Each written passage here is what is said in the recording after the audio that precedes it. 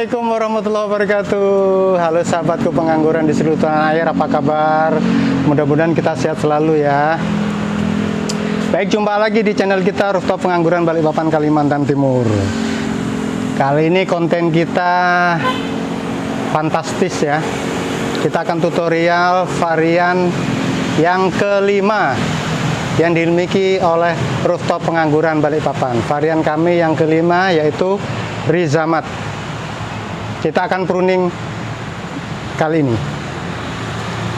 Tapi sebelumnya, don't forget, please help me subscribe, like, and comment ya. Oke, thank you so much before. Baik, sahabat pengangguran, hari ini jadwalnya Rizamat ya, yang merupakan varian anggur di Rooftop Pengangguran yang kelima yang kami pruning pembuahan. Rizamat, untuk Rizamat kebetulan memang varian yang termasuk golongan dari long spur ya. Long spur 10 sampai 20. Jadi agak panjang memang. Ya, tersiernya agak panjang 10 sampai 20. Dan sebelum saya lakukan eksekusi pruning, saya sampaikan dulu kepada sahabat pengangguran ya, khususnya bagi sahabat pengangguran yang pemula. Jadi, kita perlu trik dan tip dalam menanam anggur, khususnya di skala tabulan pot ya. Untuk menanam anggur di tabulan pot, kita perlu tahu dulu juga karakter dari anggur yang kita tanam itu ya. Jenis apapun lah ya, banyak sekali varian anggur impor di Indonesia ya. Jadi kita pilih apakah dia nanti proses pembuahannya itu di short spur atau pendek, tersier pendek, atau long atau medium sedang ya, atau long. Nah, kalau untuk tabulan pot model seperti punya kita nih yang ring, itu kalau bisa yang short atau medium gitu ya. Tapi kalau yang long seperti Rizamat ini bisa juga teralis pagar. Ini kebetulan Rizamat kita di teralis pagar. Dan kalau memang nanti jika 15 daun teratas nanti tersier kita tidak cukup, ya kita rambatkan ke para-para. Ini teralis pagar semi para-para, kita double gitu ya. Yang jelas intinya gini deh, hafali dulu karakter pembuahan dari anggur yang kita tanam di tabulan pot. Supaya apa? Supaya nanti tidak bingung pada saat proses pembuahan ya. Nanti begitu tabulan potnya ring, ternyata yang kita tanam variannya long spur. Wah, gimana tingginya tuh teralis ring kita gitu ya. Baik, itu yang perlu saya sampaikan juga ya sebagai tambahan pengetahuan bagi sahabat pengangguran. Dan ini kita pruning Rizamat. Sebetulnya Rizamat ini sudah lama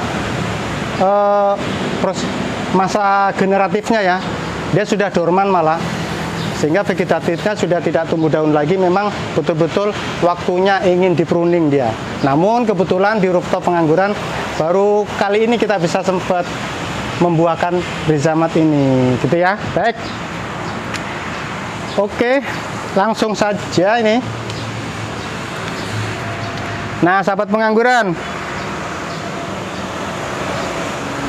Rizamat ini kita tanam ya dari bibit kecil tanggal 5 Juli 2021. Sekarang akhir November 30 November ya. Berarti baru berapa bulan lah.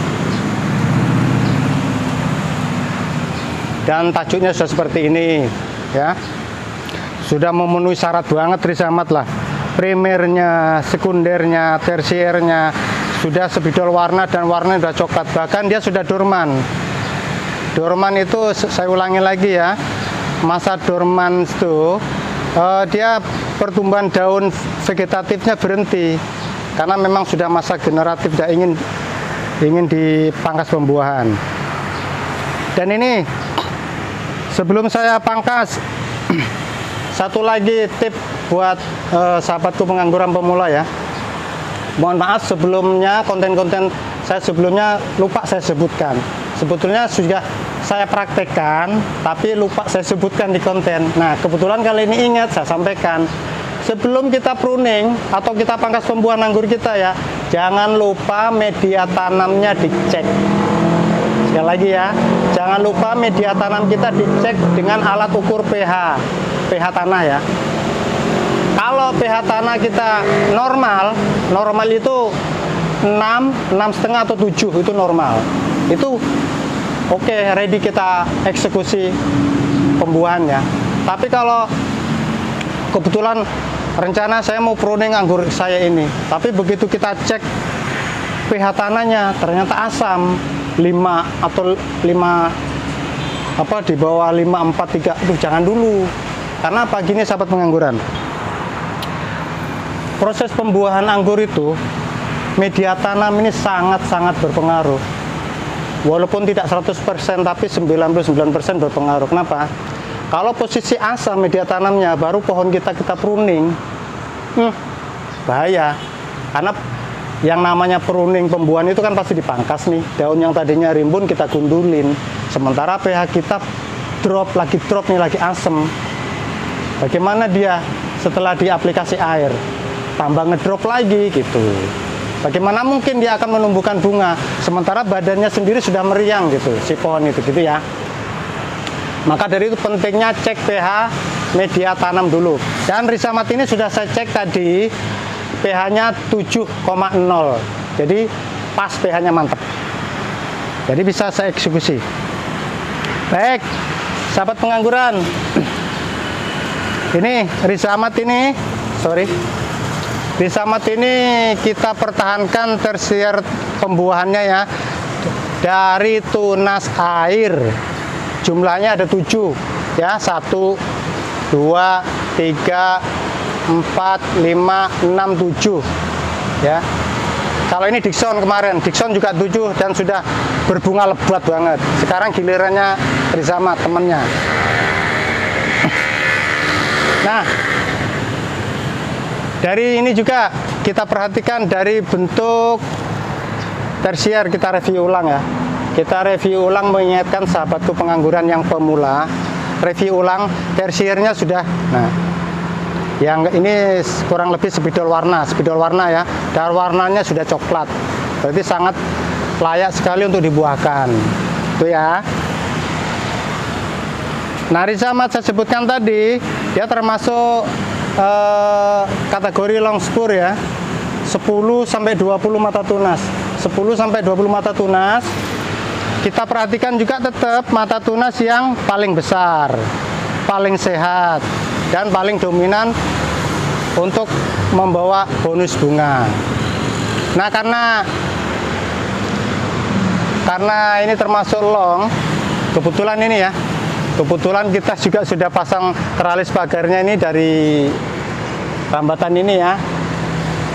Maka pertimbangan saya akan mengambil di atas ini saya sebagai tolak ukurnya ini ya, supaya saya tidak mengikat-ngikat lagi setelah dipotong nanti. Tapi yang pasti hitungannya masih dalam 10 sampai 20 mata tunas tadi, itu ya. Siap, ready. Ini enggak usah ya. Saya hitung dulu deh dari tersier yang paling bawah ya. Nih. 1, 2, 3, 4, 5, 6, 7, 8, 9, 10, 11, 12. Nggak apa-apa ini. Nih bisa di shoot ketutupan ini ya. Ini agak tinggi, saya nggak nyampe. Mata tunasnya tadi sudah saya cek besar ini. Mohon maaf ya, saya pakai gunting. Nah. Jadi saya ambil di sini dulu. Ya. Bismillahirrahmanirrahim. Kenapa? Tadi kok diambil 12, saya sudah bilang 10 sampai 20. Gitu ya. Yang kedua, 1, 2, 3, 4, 5, 6, 7, 8, 9, 10, 11, 12, 13, 14. Nggak apa-apa, karena masih di atas 10, di bawah 20. Dan kebetulan, mata tunas di atas rambatan ini juga besar. Sorry ya, saya saya manjat lah supaya bisa menampakkan ini. Nih tadi ya. Nih. Bisa disut mata tunasnya. Nih. Terang ya. Nih, besar. Ya. Baik. 1 2 3 4 1 2 3 4 5 6 7 8 9 10 11 ini. Nah, nanti saya bersihkan ini ya. Saya bersihkan semua. Dan gini, sahabat pengangguran, supaya konten kita tidak terlalu panjang, ya, supaya tidak terlalu panjang, maka kita tidak akan tampilkan semua deh. Kita tidak tampilkan semua. Nanti saya tampilkan setelah saya pangkas. Skip dulu ya. Baru kita tampilkan hasilnya. Oke? Lanjut sendiri saya.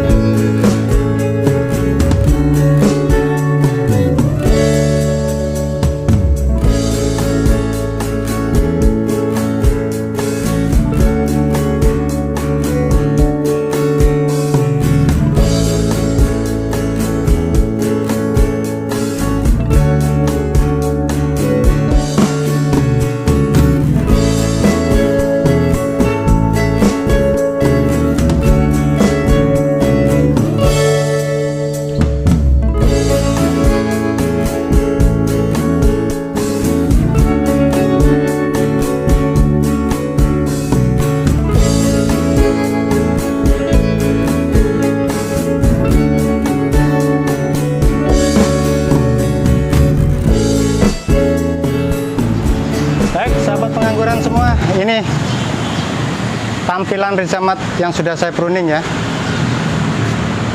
7 tersier saya pangkas tidak sama tadi, ada yang 11, 12, 14. Yang jelas patokan saya ngambil perambatan ini ya, supaya tidak ngikut-ngikut lagi. Dan di samping itu yang pasti dia masih hitungannya sesuai dengan teori ya, 10 di bawah 20 tuh. Dan gini, sebagaimana konten-konten saya sebelumnya, setiap saya pruning pembuahan ya, daun-daun tetap tidak akan saya buang habis ya. Sebagian daun di tersier pohon anggur saya tidak saya gunduli, saya tetap biarkan dulu ya. Dan nanti jika sudah tumbuh daun baru dan membawa bunga, maka daun-daun lama ini akan saya habisin ya, seperti yang di Dixon ini Dixon kan sudah ya. Nah, ini review ulang jadi Dixon, tetanggaan sih ya. Habis kan, daun tuanya sudah saya habisin, sisa daun baru dan bunganya yang sangat lebat sekali. Dan mudah-mudahan rizamat bisa selebat Dixon atau bahkan melebihin Dixon. Amin ya rabbal alamin. Sebelum pohon anggur kita di pruning, terlebih dahulu sterilisasi. Sterilisasi. Dengan apa? Oke. Sebelumnya kita semprot sudah dengan fungisida ya. Sudah kita semprot dengan insektisida. Sudah kita semprot dengan obat trip. Itulah. Jadi kita sterilkan dulu pohon kita dari berbagai macam penyakit atau hama. Supaya apa? Supaya pada ini kebetulan ya, anggur rizamat saya sudah saya semprot fungisida sudah. Saya semprot insektisida sudah. Jadi posisi pohon bersih. Kalau ingin bukti boleh nih. Pohon rizamat ini bersih mulus ya. Dari batang primer, sekunder, tersiernya, maksudnya batang-batang pohonnya ya, bukan daunnya. Nah, bersih dari kutu kebul, dari semut, dari jamur dan lain sebagainya. Sehingga nanti pada saat dia sprut bawa klaster bunga, maka yang dihasilkan juga bunga yang sehat dan brokoli yang sehat pula gitu. Karena apa? Pada saat masa brokoli penyerbukan, kan pohon anggur kita tidak boleh disemprot nih, tidak boleh disemprot insektisida, saya sampaikan ya, supaya ada datang kumbang untuk membantu penyerbukan. Nah gitu. Nah kalau pohon kita ini posisi sehat, bersih, mulus, untuk apa lagi kita semprotkan, tidak perlu gitu ya. Jadi pencegahan pencegahan dini sebelum di pruning itu ya. Saya sampaikan semua pohon di rooftop pengangguran yang sudah saya pruning pembuahan ya, dan Rizamat ini merupakan varian kami yang kelima, tidak ada kita aplikasi Dormek. Karena apa?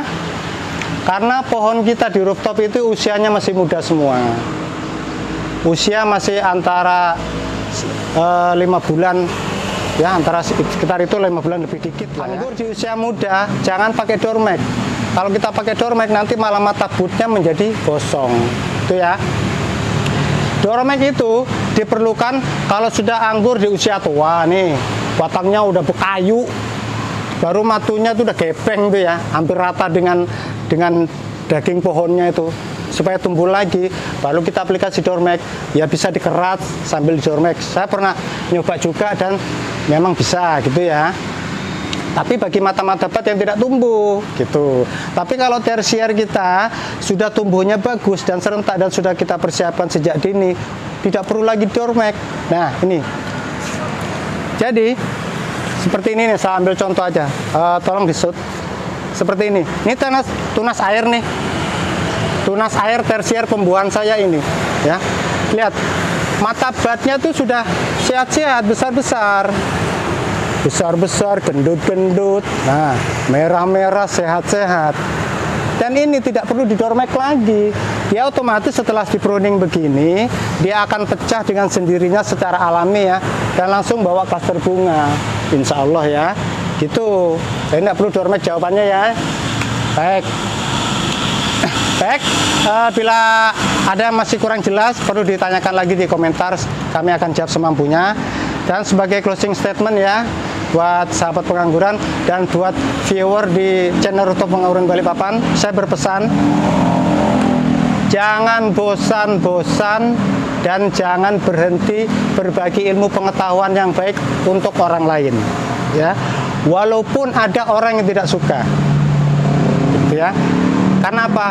Ilmu kebaikan itu akan berbuah juga kebaikan untuk kita di hari ini, besok, dan untuk hari selanjutnya. Kata orang bijak, walaupun itu berbentuk air liur, kalau keluarnya dari mulut burung walet, ambillah.